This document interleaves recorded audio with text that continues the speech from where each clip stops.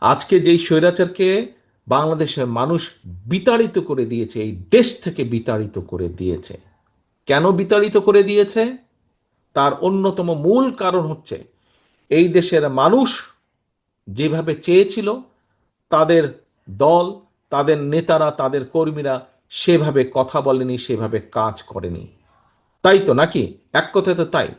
মানুষের প্রত্যাশা অনুযায়ী তারা কাজ করেনি, সেই জন্যই তাদের আজকে এই পরিণতি। প্রিয় সহকর্মীবৃন্দ, কাজে আমাদের অন্যতম মূল